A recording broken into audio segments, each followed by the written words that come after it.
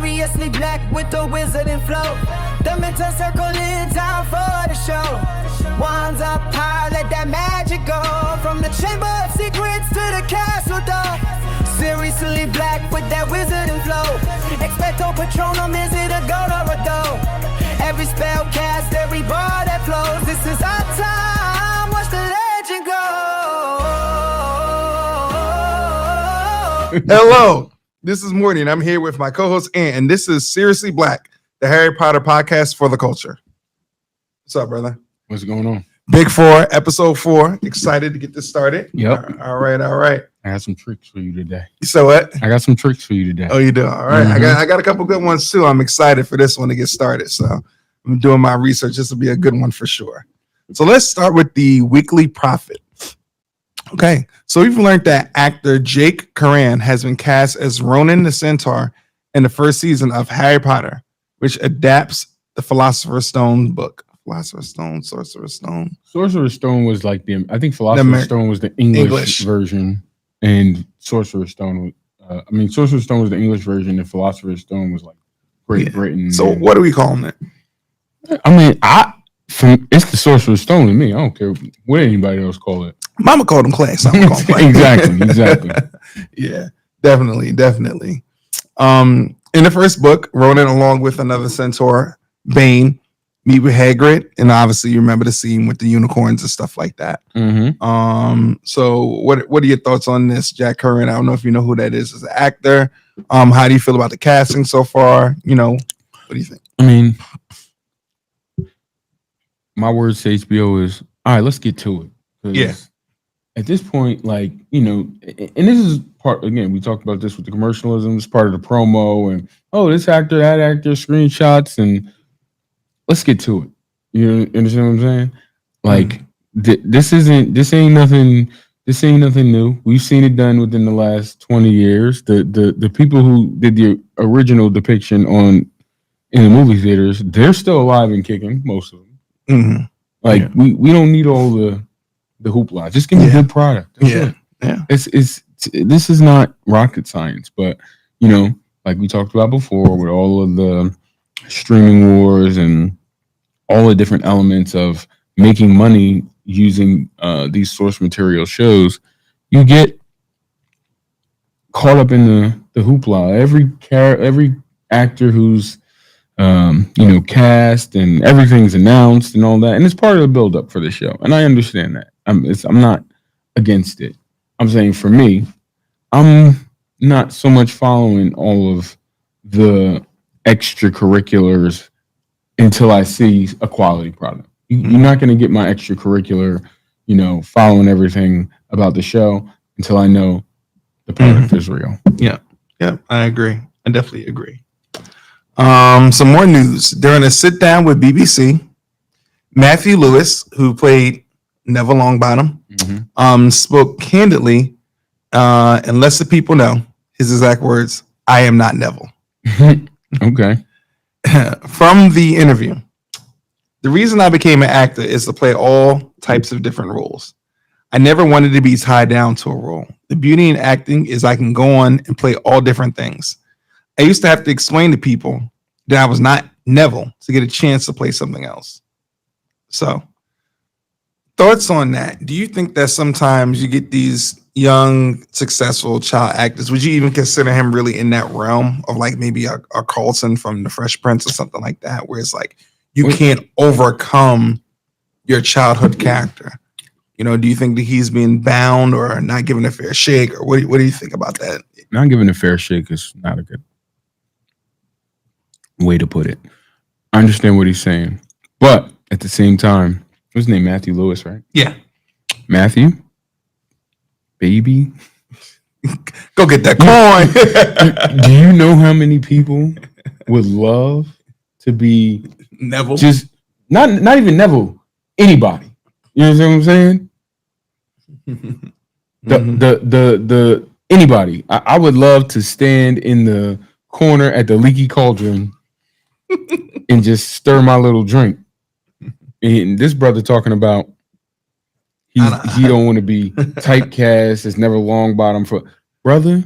That's a premier character. You got to go with where it go. Mm-hmm. You got to, and you know what it remind me of? It's like, and it's not to throw shade on my good brother Kyrie Irving, but when Kyrie was playing for the Cavs, and he talking about, I got to get out of the shadow of LeBron. It's like, huh? Brother, you've been in final after final after final, hitting big shot after big shot after big. He went up to Boston, boy. And he got his teeth kicked in. They got broomed out of there. Get up out of here, player. He done been all around the league. Ain't no LeBron. It don't look the same. Now we all Kyrie's a Hall of Fame. Yeah, but you know when you young and you got a little feeling about what the world is and what it's going to be for you in particular. Sometimes you miss that little. Hey, you got really fortunate very early, and it doesn't happen very often. And you should take advantage of that. He should be Neville Longbottom everywhere he go, as much as he can be. I mean, I know the royalties from the movie probably hitting, and he not hurting. No, but I'm just saying that the idea that you could turn your nose up at any kind of success when it's as hard as success is to get in this world, I don't know. I can't. It's not me. I don't know. I can't speak for anybody else, but I know that as hard as we have to work to get successful at anything, to have success early, and then to seemingly suggest that, you know, that's not all you are, which I'm sure he could do other things, but you gotta do what you do. Get to the money. Yeah. So I was on Reddit and I was reading this story and stuff like that, and they were chatting about black characters that were similar to Neville Longbottom from the Harry Potter series. Yes, so this goes. Oh, I gotta hear this. This goes to the far left. So I want to read this properly. Someone who's brave, loyal, and maybe a bit underestimated or awkward at first, but grows into a strong hero. There were two people. One was African American, one was Caucasian. The first one was Luke Cage from Marvel Comics. I don't know if you watch Luke Cage. I don't watch Luke Cage. I'm vaguely familiar. Okay. So, like Neville, it said Luke starts off as an underdog with a lot of heart, face struggles, but prove their courage at the end. And Luke also is very loyal to his friends and stands up for what's right, just like Neville. Okay, so I'm somebody that's watched the whole series. I think that's very interesting. I think that's a bit of a reach. I think that's Probably. It sounds like a reach. A bit of a reach to compare him to the Marvel character. I don't necessarily see the physical characteristics and connections. Some soft, light ones maybe, but I don't necessarily see that. The other one was, and I don't know if you remember this character from Walking Dead, Abraham. The Walking Dead was a quit watch for me, to be very honest. You're killing me. I'm not big into zombies, and that's a topic for another podcast. But I'm not big into zombies. It was actually a show that I prepared to watch though. Yeah, and it I don't know if you remember, but The Walking Dead started around the same time as Falling Skies, and I ended up watching and finishing Falling Skies as it related to The Walking Dead. Now, The Walking Dead became way more popular than Falling Skies, but any regrets? No, actually, I really enjoyed Falling Skies. Never watched it. You should watch it. It's actually a very good examination of civics in a post-apocalyptic dystopia. How many seasons was it? I think they got off 5 or 6. They got off. I think 5. Okay, but I mean, as shows go, you know, usually when you get to a certain point, the commercialism takes over, and it happens in every show. But that point was pushed back a little bit in Falling Skies, so the story I really the character development, the character arc, and the overall story. It was a good ride. It's not like an all time epic, but it was a good ride. Okay. We'll save that for Seriously Black. Yeah. The show about shows. Yeah. And we'll get to that. Yeah. All right. So I want to get into Fact or Cap, a segment of fan fiction ideas. Do you think are canon or a bit off base? All right. So we got some pretty good ones this week. All right. So let's start with an interesting one. All right. So I'm going to read this off. You tell me what you think. All right. Lupin became a professor at Hogwarts in Harry's third year.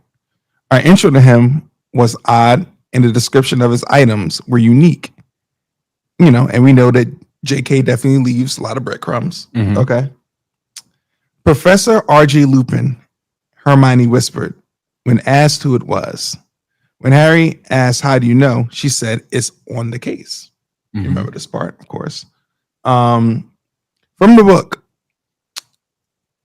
it was a small battered case held together by a neat knotted string.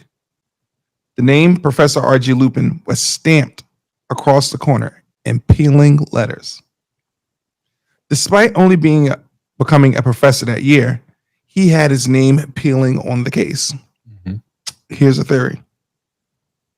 James Potter gifted Lupin the case before he died. He was close to Lupin and probably supported him financially for some time.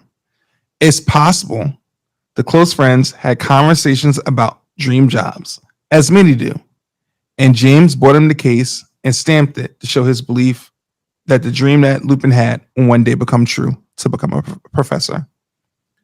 Fact or cap?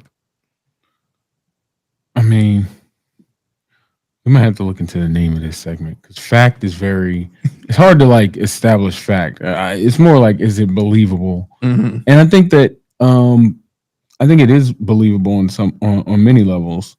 I'll say that, Lupin's he's a werewolf. His condition is really probably the binding factor of the Marauders. Mm-hmm. Like you learn through the story that Lupin is a werewolf, and Dumbledore allows him to come to Hogwarts when probably no other headmaster in the history of Hogwarts would have allowed Lupin to attend Hogwarts as a regular student. And they plant the Whomping Willow Mm-hmm. to protect the passageway to the Shrieking Shack. Mm-hmm. All of this is done in an effort to allow Lupin to transform into a werewolf on grounds, in a safe area on grounds, and then just resume his normal education at Hogwarts. Mm-hmm. But that administrative move by Dumbledore is also matched by the friendship move of Peter Pettigrew, Sirius Black, and James Potter, because they become animagus to accompany Lupin while he's in his transformed state, where he wouldn't be as much of a danger to them. And I say all that to say there is ample evidence that Lupin's friends was down for him. Mm-hmm.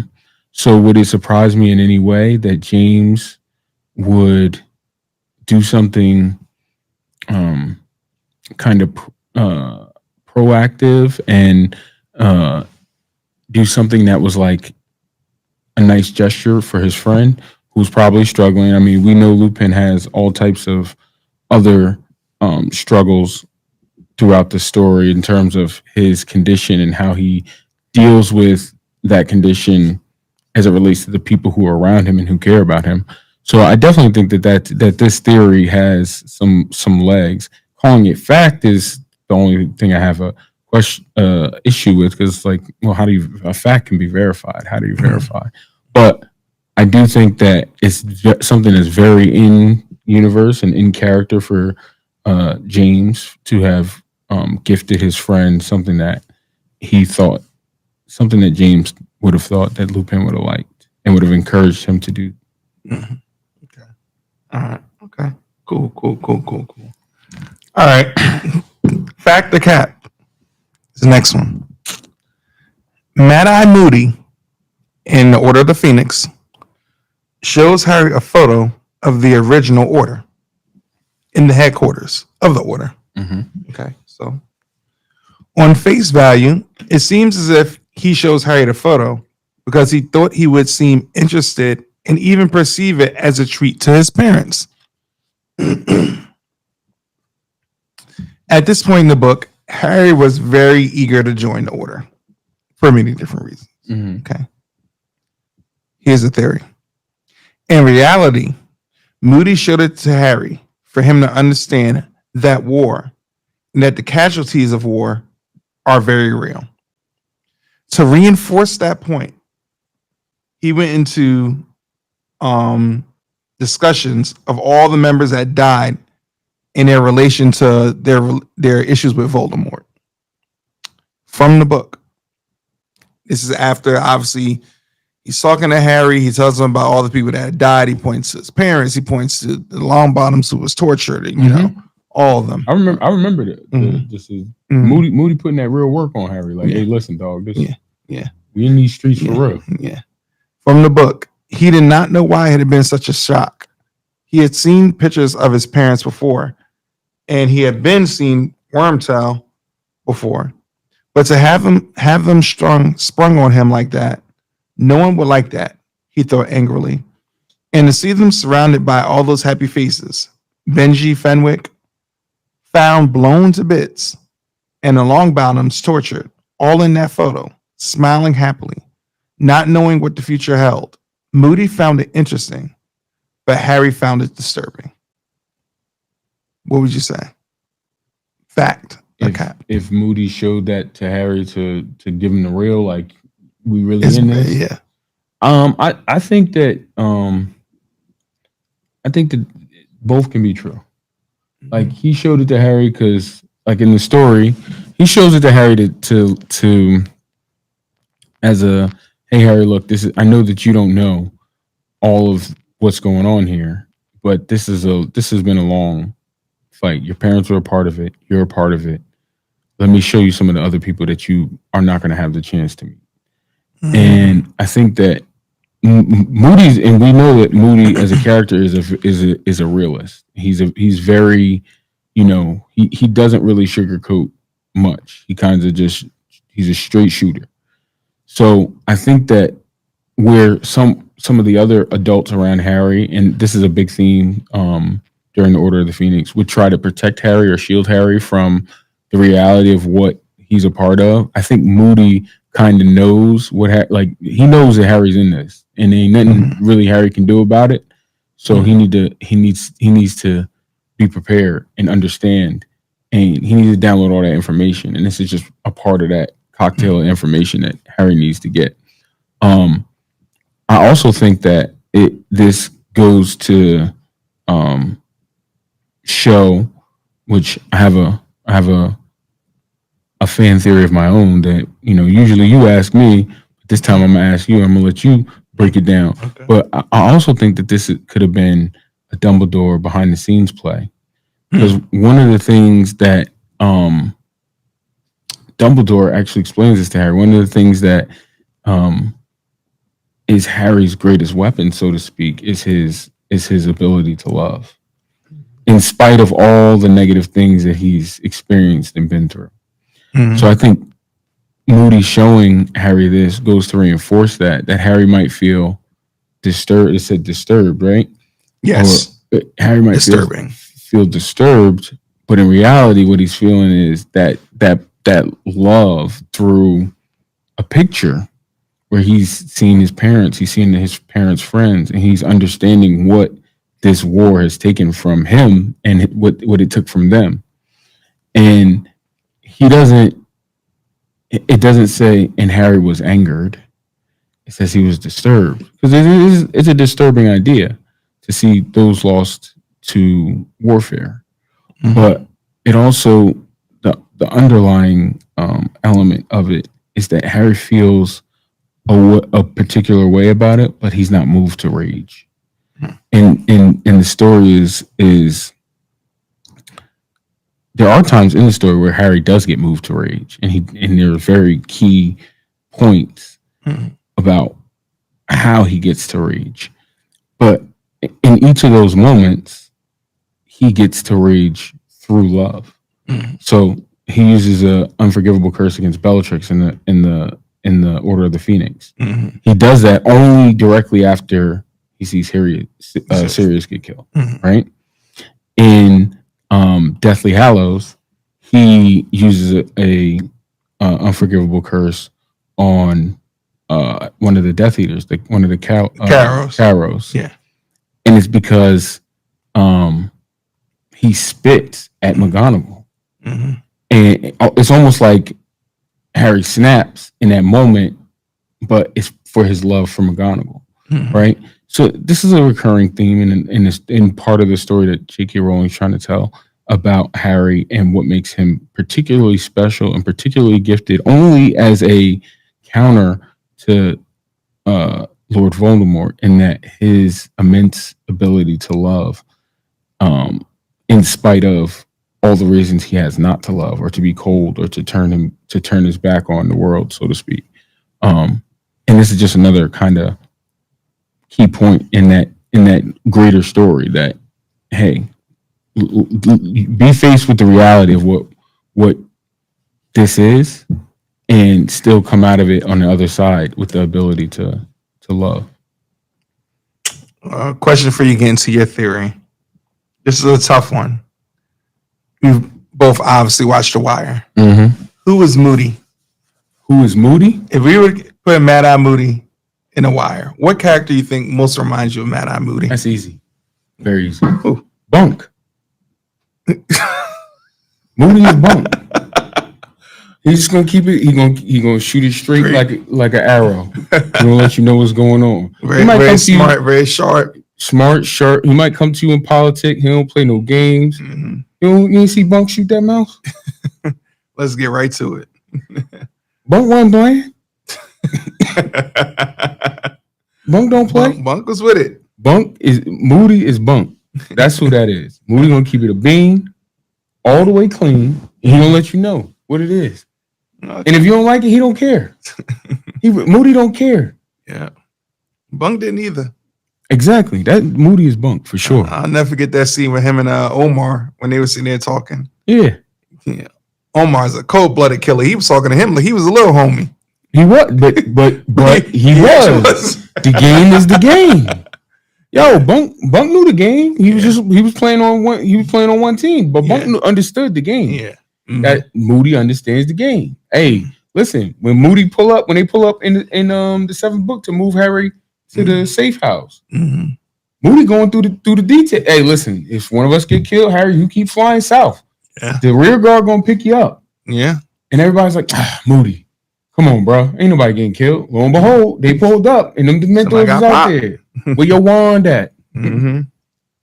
Somebody got popped. Are you ready for my theory? Yeah, come on. Let's hear it. Factor cap for you. All right. So, and I'm gonna tell you where this dawned on me very recently, like within the last week, because we're doing this show. I'm doing the rereads. I'm looking at different angles, and every time you hear you get a story, you intake a story, you digest it a little bit differently. So one of the things about this particular chapter that just jumped out to me when I was doing the reread was, well, here's the theory, and you can say factor cap. Dumbledore purposefully plants the Weasleys at King's Cross Station within proximity of Harry to make sure that he is embraced by those of the right side, let's just say. Now let me give you the supporting evidence. Harry, he gets picked up by Hagrid from the Dursleys. Hagrid takes him to Diagon Alley. And we'll go through all of this. Hagrid takes him to Diagon Alley. He buys all his stuff. And then Hagrid just, all right, Harry, you got your stuff. You got your owl. Make sure you're at King's Cross. Catch that train by 11. Oh, by the way, it's platform 9 3/4. Like, huh? Even Harry, the first time that he is even talking about going to the school because he's so blown away by the idea. I'm getting away from the Dursley, and he should be. I'm getting away from the Dursleys. I ain't gonna have to come back and off these folks. I'm going on about my business. I'm a wizard. I'm gonna do my thing. He doesn't even think about the logistics of, hey, where is Hogwarts even at? You know what I'm saying? And he recalls this in the chapter because his uncle makes a funny joke and he's like, "Where's this school at?" It's this wizarding school, and you catching a train. And for Harry, because once that the hype wears off of him being different and being away from the Dursleys, he's starting to realize the logistics of, oh wait, I don't know how I'm getting to school. So he asks his uncle for a ride. His uncle takes him to King's Cross Station, and he has a ticket that says platform 9 3/4. Now, am I supposed to believe, this is more into the theory, am I supposed to believe that Dumbledore and the powers at Hogwarts went through all of that trouble to get umpteen million letters to Harry, send Hagrid out to collect them, to bring him to Diagon Alley, and then didn't give him a way or instructions to get on platform 9 3/4? Oh, right there. Second part of this supporting evidence. Okay. In the story, Mrs. Weasley comes in. Well, so let me just set the scene. Harry's standing in King's Cross Station between platforms 9 and 10. He has no idea where to go. No one told him where to go. He knows nothing about anything. And they know this. The powers that be know that Harry knows nothing. Harry, someone with a cart and a suitcase like his catches his attention, and he overhears Miss Weasley say, "Now, what platform is it? Platform 9 3/4."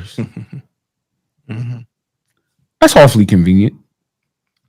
It's a little too convenient to be standing in a random place in a random train station and need to get to a magical place, and just so happen to overhear someone say, "Oh, what platform is it? Platform 9 3/4."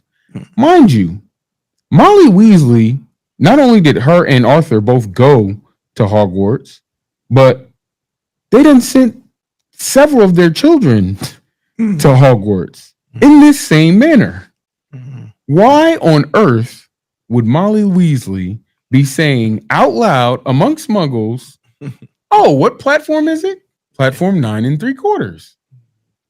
Yeah. The theory is that if Dumbledore's not standing right outside of King's Cross, he put the Weasleys up on game like, "Hey, listen, I didn't tell Harry anything about where he's going. He's gonna be standing there looking stupid. I'm gonna need you to go in there and collect him and make sure y'all put him in the tuck so that he's not scooped up by any other elements whilst he's at school." See, Dumbledore's been playing this game since day one. Since day one on Privet Drive, Dumbledore's been playing this game. Yeah. Chess, not checkers. Denzel, this is chess, not checkers. Yeah. Been playing it all day. I've been planning it all week. Dumbledore been planning this for books, chapters. It's too convenient. And I'm saying that only Dumbledore would have the foresight to put that play in motion exactly like that. Factor cap. Jay-Z said it best. This is facts only. there is no way that he is going to allow the chosen one to get snatched up before he even gets that. That would be crazy. It is very believable. It is highly likely that Harry would definitely not. There's no way he gives him all that stuff and Hagrid just walks away. They're gonna make sure that this is the boy who lived. They're not gonna let the boy who lived die. This is what I'm saying. Not even that. Running around looking for 9 3. Somebody saving him. The idea. I think the question is, did he set up Ron being his friend? But that's the deeper implication. Yes. But I 100% believe that it was very much set up one way or another. Harry was getting on this train. Now, if he figured it out on his own, cool. He's definitely getting on the train, but I'm saying that Dumbledore. Remember, Dumbledore has this greater scheme that he's putting to work, right? Mm-hmm. And Dumbledore understands the stakes and what's really at in play with Harry, and what ultimately Harry is going to be, what he in the magical world are going to be asking Harry to do. Mm-hmm. So it's my belief that Dumbledore, from page 1, word 1, is curating the influences that Harry is exposed to in a very, very particular way to get a very, very particular outcome. Mm-hmm. That started with putting him with the Dursleys, even though there's other components of why he was put with the Dursleys, but putting him with the Dursleys, making sure that he was befriended by the Weasleys. The Weasleys are easily considered the worst of the worst by the dark side. Mm-hmm. They are the cookie cutter clean. Well, they're pure. The Weasleys are pure blood, mm-hmm. but they're not down with none of that. They're not blood banging in any kind of way. They don't believe in none of the pure blood. The family. They don't believe in none of that. They in fact rebel against it, which is why we love the Weasleys. Yeah, because they like, we ain't going for none of that. We mm-hmm. down with Dumbledore. Mm-hmm. That's what you know about the Weasleys, and they don't do none of that pure blood BS. Mm-hmm. So that, all that being said, Dumbledore makes sure that while Harry's in a little bit of conflict, while he's trying to get on this train, the people who save him are a very particular kind of mm-hmm. person. And I'm saying that goes to the influence of the long play about what he needs from Harry. Mm-hmm. And so that's why, again, when I was, this never occurred to me before. That's what's crazy. Mm-hmm. That's why I love doing reread. Yeah. This never occurred to me before. But when I'm paying attention to what these different elements of the story, and I see on the page, a woman says, now we know who the woman is, because you see, the first time you read it, you don't know who the woman is. Yeah. But the second time you read it, it's like, you know who the woman is. Yeah. Yeah. And she says, wait, what? She said, what platform is it? Yeah. Platform 9 3/4? Nah, Molly. No, Molly. Yeah. I peep, Molly, I peep game. Yeah. I peep game. Yeah. Facts only. All right. Chapter 4, titled The Keeper of the Keys. So before we get into it, we're going to talk really briefly about this is our real heavy first introduction to Hagrid. Compassionate, emotional person. Introduces Harry to the Wizarding world, treats him like a father figure, known as the Hogwarts gamekeeper. Mm-hmm. Eventually starts to be a professor there. And of course, deeply loyal to Albus Dumbledore. It comes up in this chapter. Let's ring out quick. Hagrid let it be known. Zuli out. Hagrid let it be known. Book 1. Play with me if you want to. Yeah. Yep. Your thoughts on Hagrid? Hagrid is the OG, the original giant. Yeah. Mm-hmm. He is the lovable, muscle. Yeah. And I mean, everybody loves Hagrid. And Hagrid goes through his turmoil throughout the series. Mm-hmm. But at the end of the day, you know where Hagrid stands. And that's right beside Dumbledore and right in between Harry and anybody who's going to try and harm him. Mm-hmm. That's Hagrid. Hagrid is a protector. Yeah. And we love Hagrid because he is the literary embodiment of what we all want in a male big brother protector kind of thing, where you look at Hagrid, and in this chapter, Hagrid, he basically breaks down. He does break down the door. That's the boom at the end of the previous show. He breaks down the door, comes in, and puts the door back on its hinges, which is so Hagrid. Yeah. Because he's not. He could be menacing, but he's not. He's going to use his I guess strength and muscle to protect. And Vernon finds out quickly, like I said in our previous episodes,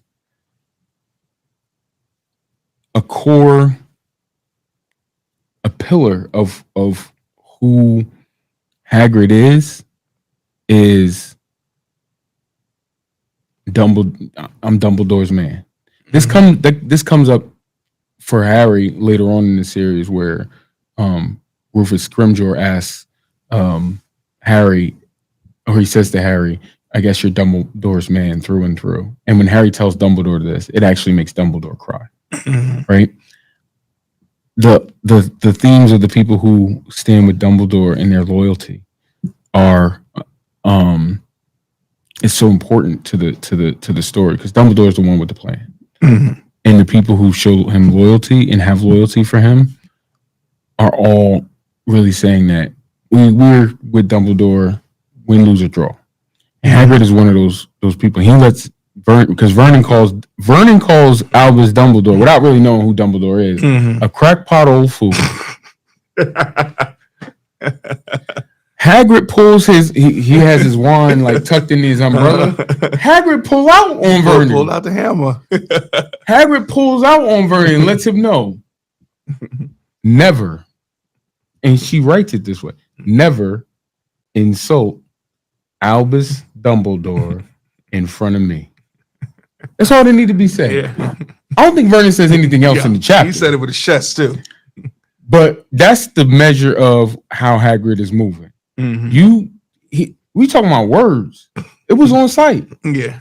It was on site. Yeah, definitely. So that Hagrid is a crucial, one of the most beloved characters of the series.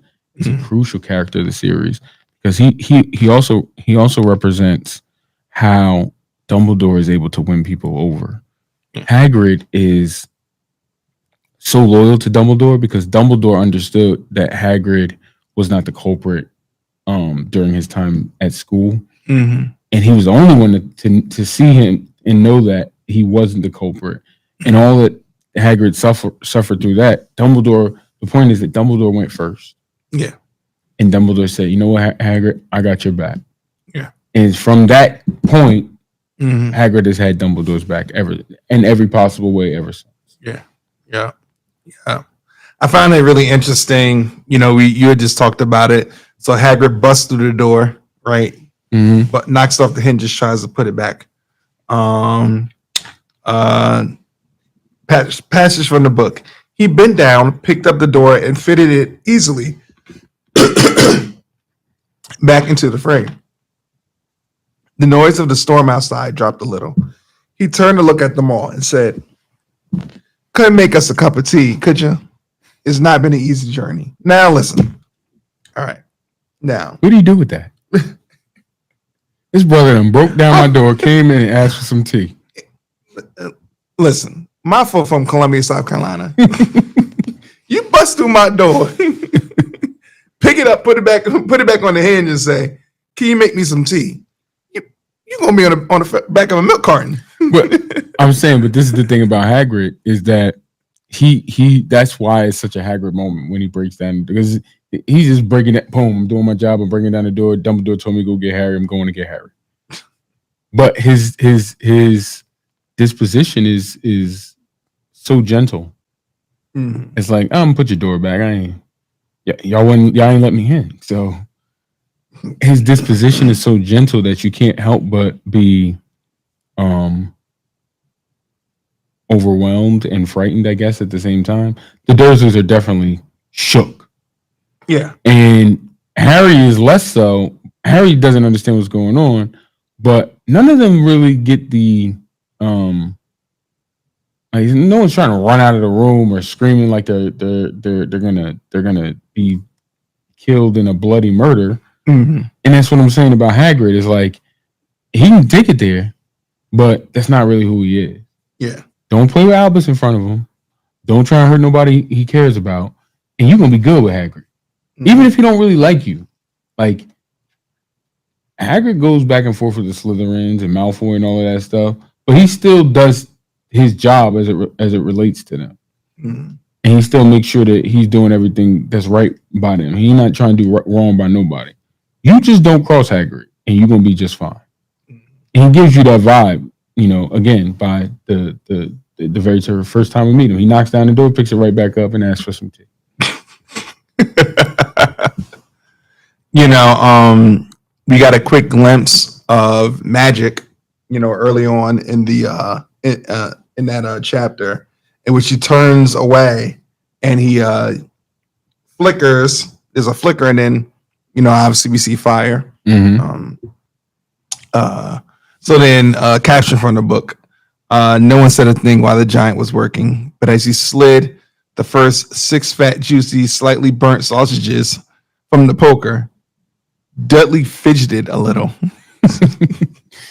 Yeah.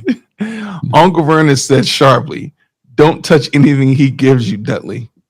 The giant chuckled darkly. He a gangster for this. Your great pudding of a son don't need any fattening anymore. Dudley, Dursley, don't worry. Now, here we have an interesting thing in which he's clearly disrespecting the kid in front of his dad. Mm-hmm. How do you handle this if you're Vernon? What does Vernon do? Hagrid is loyal. Sometimes to a fault.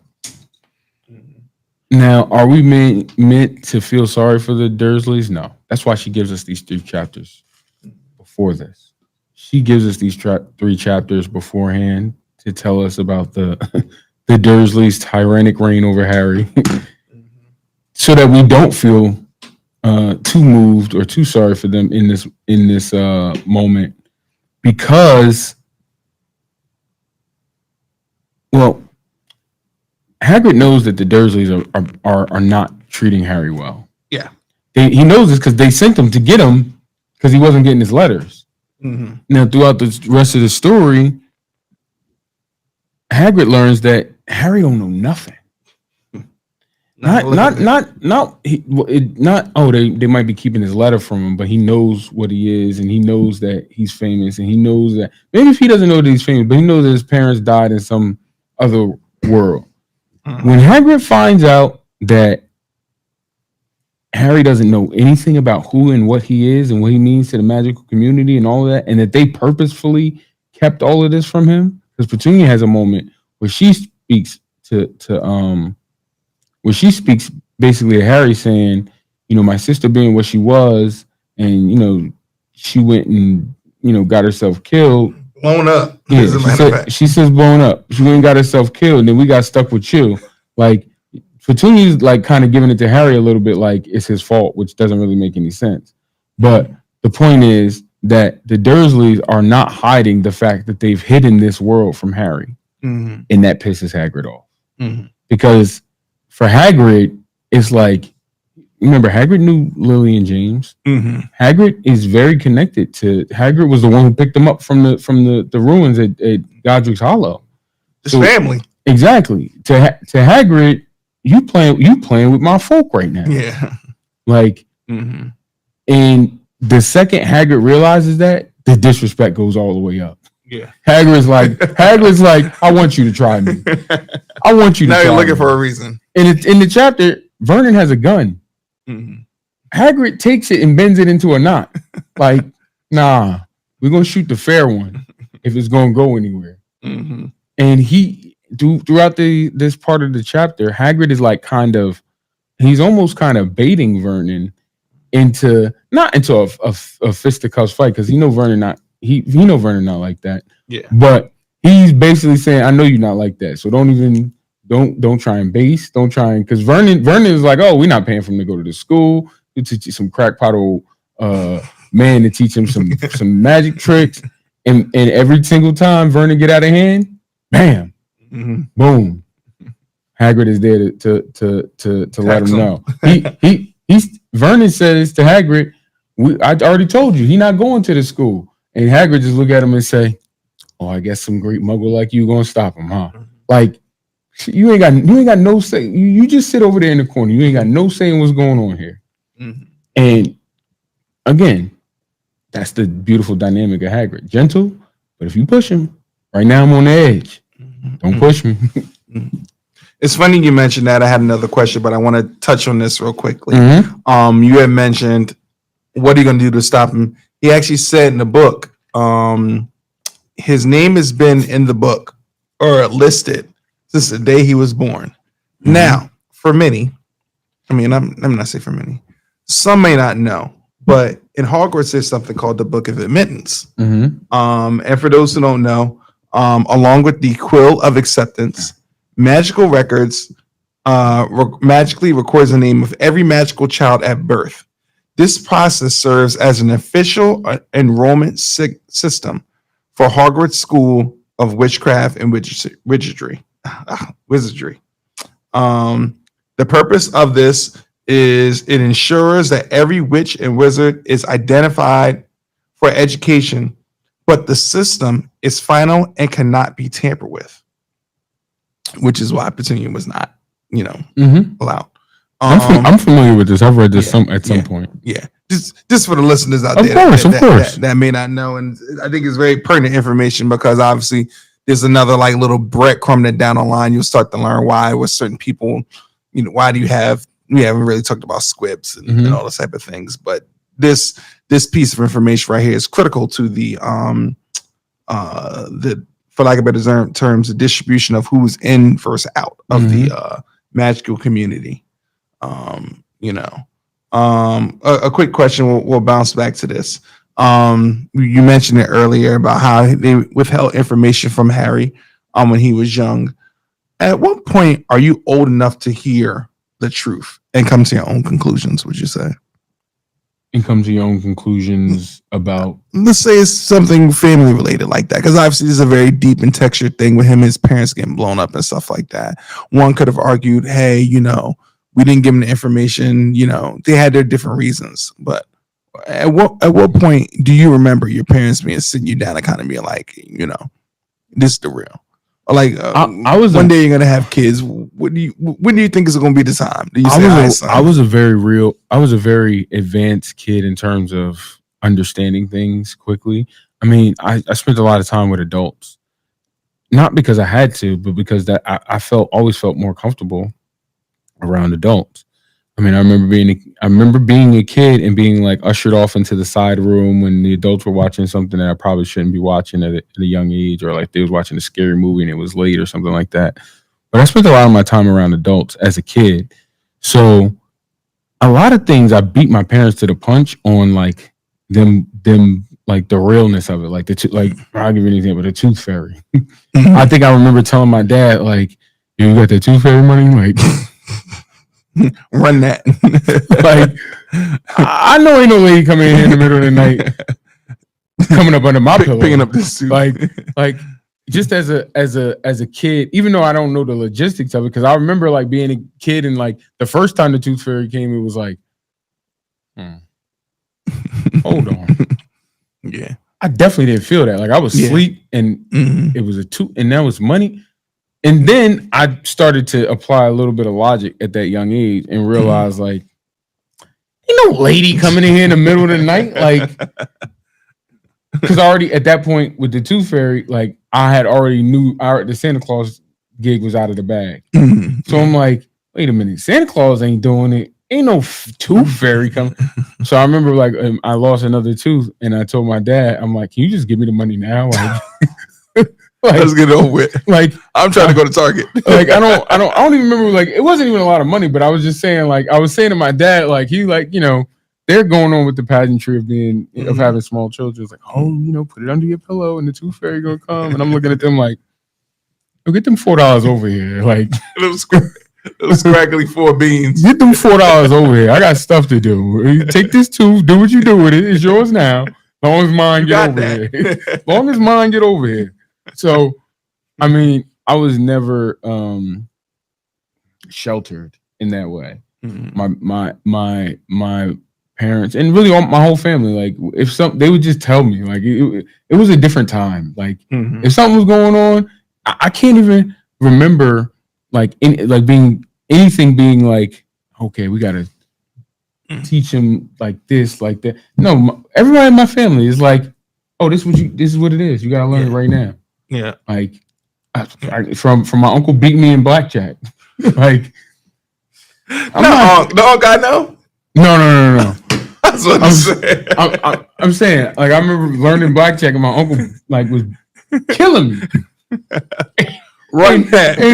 You gotta learn. Like that's the truth. That's a cultural thing that exists within our culture that is maybe different in other cultures. Yeah. But we not really big in the sugarcoating too much of anything. Because the reality is the real world ain't sugarcoated. Yeah. So you gotta deal with it. Yeah. So, for Harry, I think it's different in this case because Petunia and Vernon are going out of their way to make sure that Harry doesn't know. Mm-hmm. They're not trying to coddle him. They're literally like trying to erase this from being a part of who he is. Mm-hmm. Vernon says, "We swore we'd stamp that weirdness out of him," or something to that effect. Yeah. This is a different thing. This is not about protecting Harry. This is about protecting themselves from the abnormality of Harry. Yeah. Yeah. So you had mentioned that. You said we swore we took him in, we stopped that rubbish, and we stamped the wizard out of him. Wizard indeed. Quick question. Are the biggest threats to our dreams our parents and relatives? And how do you manage the dreams of a young person? Is that a factor, Kat? What do you think? Are the biggest threats to our dreams our parents? Threats? I wouldn't default to the word threats. I would say our parents are most likely, or at least to the degree that you have your parents around, it's really about the people who are raising you. Let's change the language from parents to whoever's raising you. Most often that's going to be parent. But I think the point is that they have the first opportunity to influence you and to breathe life into your dreams or deflate them. So I wouldn't say that they kill dreams as much as they are the architects of dreams. And if they choose to facilitate those things, you never know what the possibilities are. Or if they choose not to facilitate those things, you never know what can happen. Now, people have come through adversity and all different types of family situations, but I think that the point is that our parents or whoever is raising us has that first shot of influence over us and to give us that battery in our back or to frighten us away from a particular path. A little bit later in the chapter, we got, we're not going to get into it this much because we're going to do a whole character analysis on this person, but it's the first glimpse of the power of a name, which is Voldemort. Hagrid is so shook, he couldn't even tell the story of his parents. He couldn't even write the name down on paper, partially because he probably couldn't spell it, but also that's what he says. He says I couldn't spell it. I think he was so shook he didn't want to try. This is J.K. Rowling in her world building bag. Yeah, letting people know. Even a man of his stature and even size. Hagrid is straight shook of Voldemort to the point that he can't say the name. Yeah, and again, she uses Harry's lack of knowledge to get this point about the magical world across. Because Hagrid can't say who. Yeah. Because Harry don't know who. Yeah. So he got to say the name. Yeah. And to see Hagrid struggle with it is the important part to get across to the reader. The chapter pretty much ends when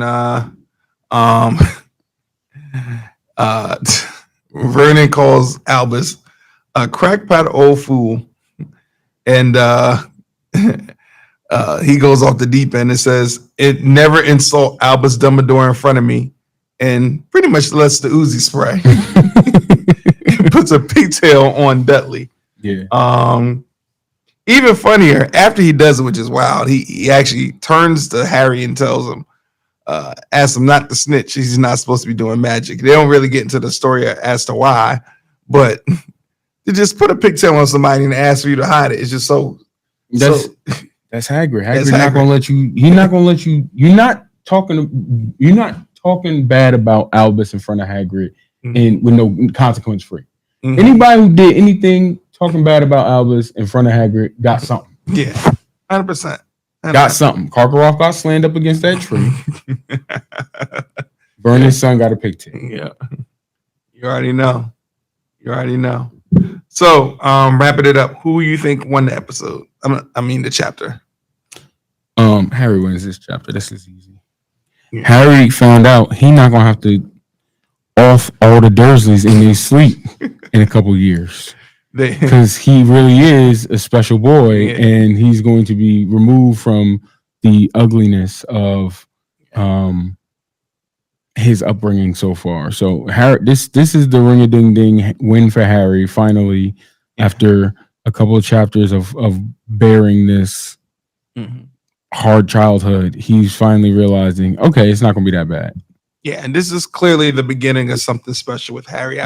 I do want to give a special shout out to the introduction of Hagrid, you know, in such a glorious and impactful way. The OG. For sure. The OG was definitely in his bag in this one coming out for this chapter right here. But I agree. I think Harry stole the scene without necessarily dominating it per se with his personality. I think it was just like the pure curiosity or innocence of questions and things like that. The excitement that Harry is experiencing as a reader, you're kind of, okay, it's like a breath of fresh air. Yeah. Okay. There's something here. There is something here. It wasn't all in our heads. Not that it's in your head, but it wasn't all, this is real. This is real tangible. That glass vanished for a reason. Yeah. Harry getting in that tree when Dudley's crew was chasing him for a reason. Yeah. So you start to, you catch your breath like, all right, now we're getting into the meat of the story. Okay. All right. Well, we're going to wrap it up here. This is Ann and Morty, Seriously Black, for the culture, by the culture. Yes, sir. Have a good one.